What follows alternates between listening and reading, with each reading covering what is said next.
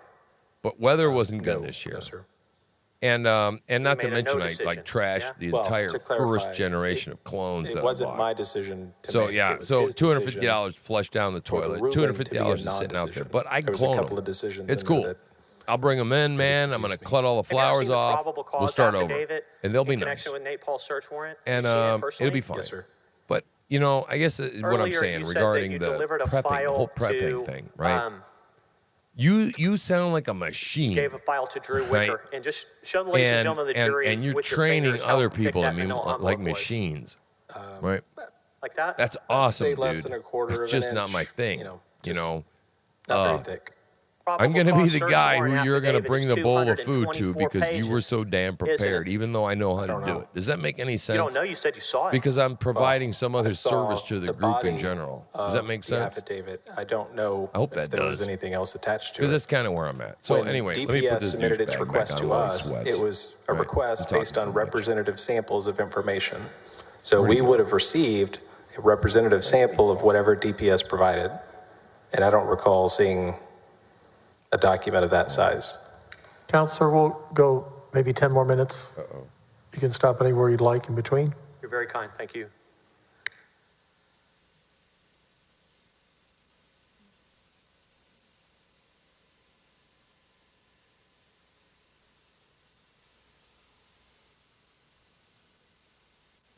I want to talk about the foreclosure guidance for a few minutes before we retire for the evening.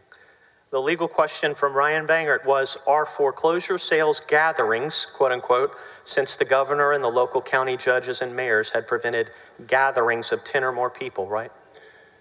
Yes, that's what I remember his question to be. That's really the simple legal question. And you, as a lawyer at the OAG's office, you do your research and then you take a position, yes?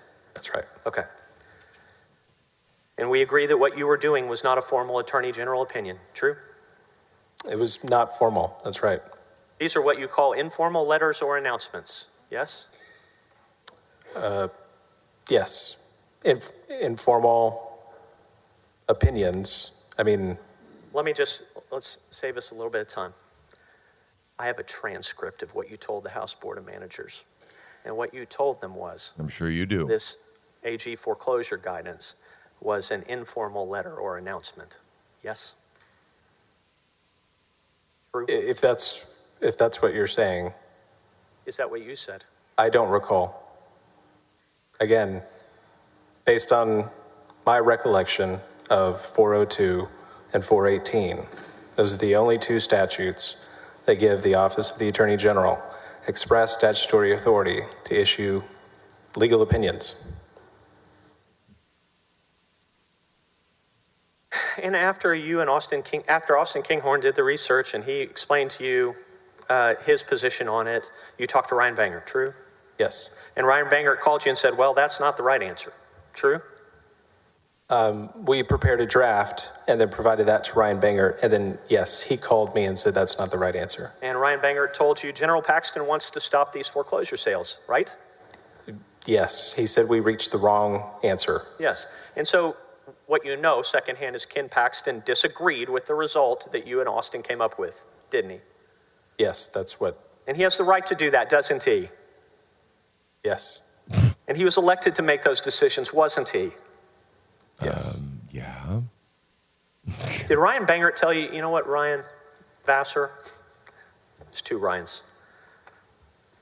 I'll sign this so you don't have to ruin your career, Ryan. Did he tell you that? No, sir. I don't recall. Did he intimate that? No. Did he imply it? No, it was basically a timing. What do you mean it was basically a timing? Tell me what you mean. We prepared the first draft. By the time Ryan had finalized the second draft, it was 11 or midnight, 11 o'clock at night or midnight, and he was talking with General really Paxton, bad. is my understanding. Look how sweaty So he is. I had gone to bed, and oh, you went to bed with your wasn't partner? available to sign it. Were you happy to sign it? I would have signed it. You didn't avoid signing it, right? No. You didn't say, Ryan, I don't Look feel at how comfortable. sweaty Would you he sign is. this instead of me? No, sir. I didn't say that. So Ryan Bangert didn't jump on the grenade, so to speak, and say, you know what, this is really dangerous, Ryan Vassar, I'm going to sign it. Did he? Not that I remember. No, he didn't, did he? What a pussy.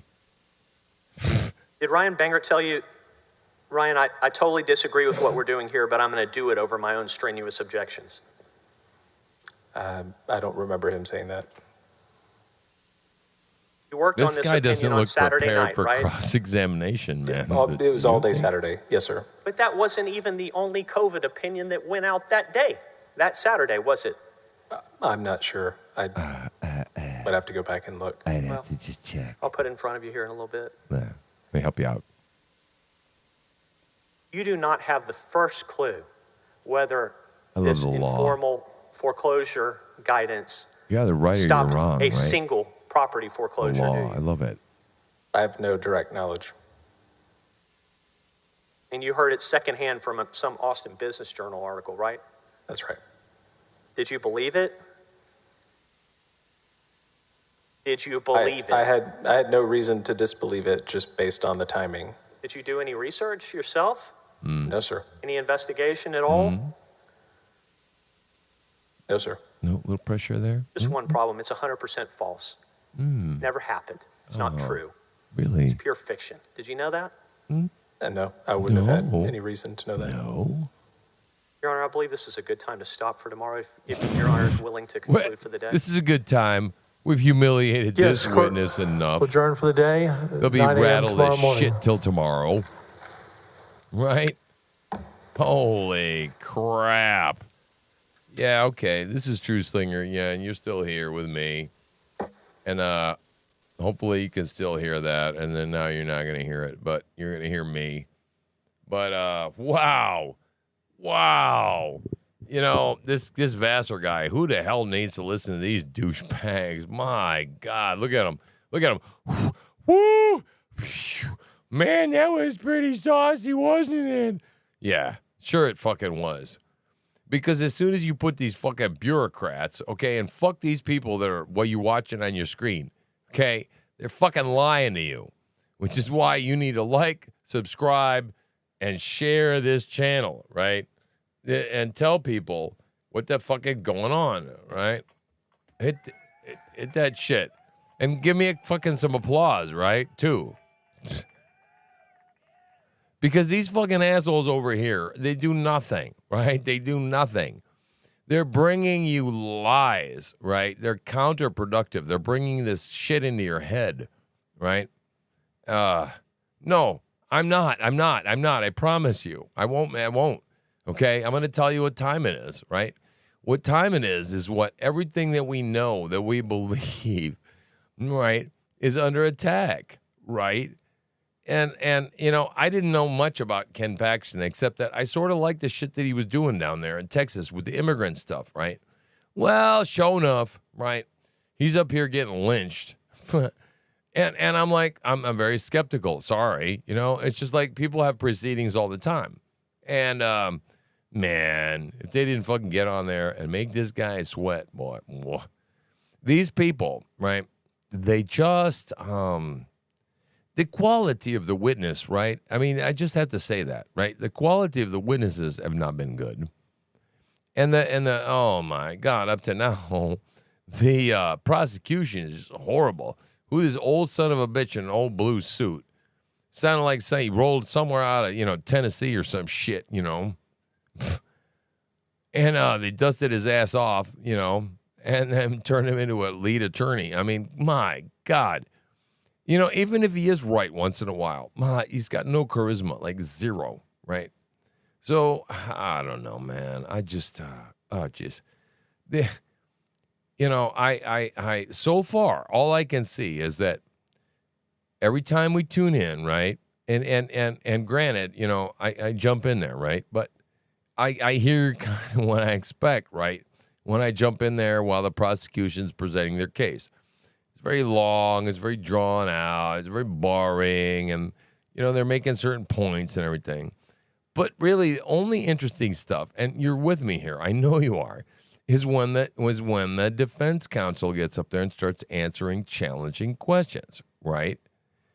And as soon as you start coming against them, right, that machine, right, which has been pointed out to me by my moderator so astutely, right, the Biden, Clinton, Tudor smoking, drug snorting, yeah, all of them, right, pedophiliacs people, right, you know what I'm talking about, trying not to get my crits.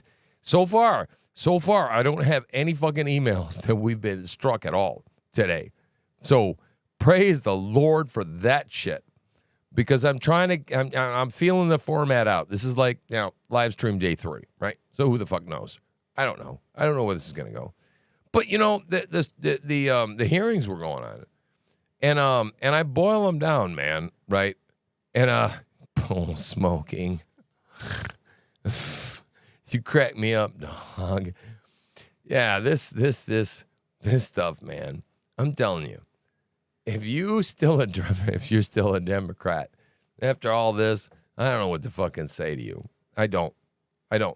If you've even like processed any of the shit, but most Democrats haven't. They're low information voters, right?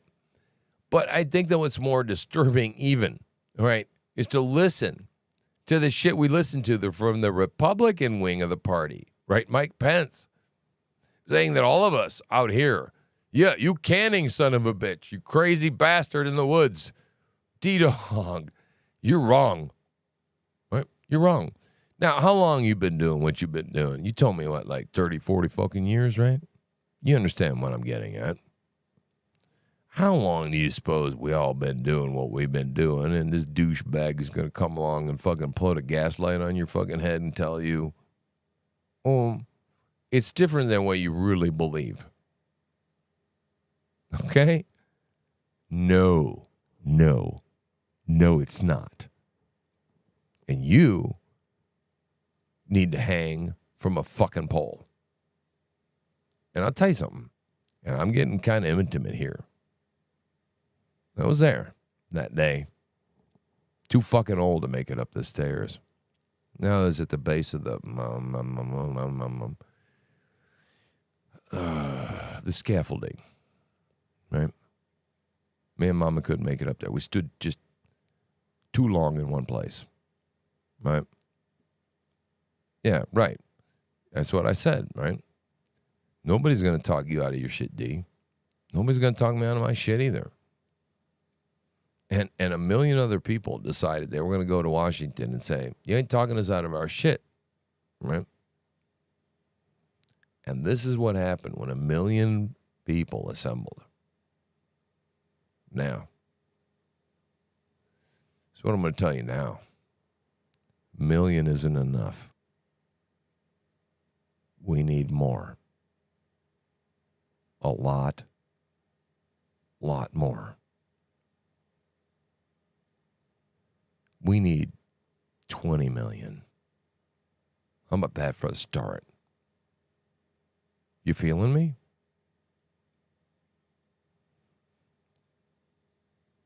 How about 20 million people lose their fucking minds all at one time? How about that? Refuse to say, yes, ma'am, to the obvious man in front of them. Right? What about that? What about we just fucking stop? All of us. 20 million fucking people. I'm just putting thoughts in your mind, man. I'm talking to one person right now. But somebody's going to see this tomorrow. Right? Somebody will happen upon this. Yeah. Yep. I preach for nobody. I preach for everybody. And it's coming. It is coming. And like I said, man, there was a tickle, on J6, right? And then it went all wrong. And that's not going to happen again. And I really think that the people, the powers that be, they really, but they're not. See, they're locked into their ideology. They can't stop. They can't. So which is where I come in to go, who are you going to have a problem, boys and girls? Right?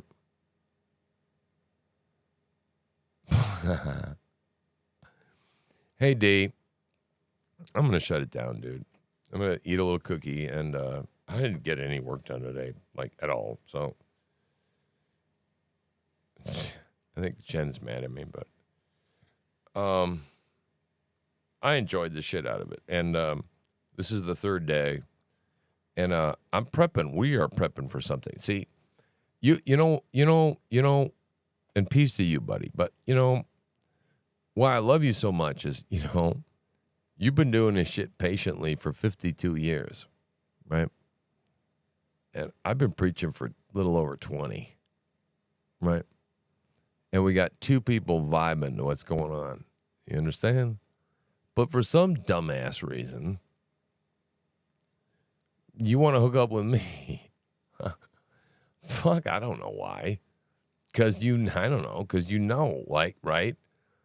Because this is going to be the next cool roller coaster, right? I think. I mean, it's going to be a roller coaster, right? Might as well spend it here, right? Seriously. So, yeah, man. We love y'all, and it's hot as shit here up in Maine today. So I'm going to shut it down. I didn't get no work done, so I'm going to write some probably excuse emails. Trying to do it without lying as a Christian, however that goes. And we enjoyed the shit out of all of you that joined us tonight, especially my man D, who is my first moderator. I'll have music for you tomorrow. I'll have some moderator music or some shit like that, right? I'll have some D-Dog music for you. All right, man. We love y'all. And this is True Slinger, and I'm just tired and shit, so I'm out.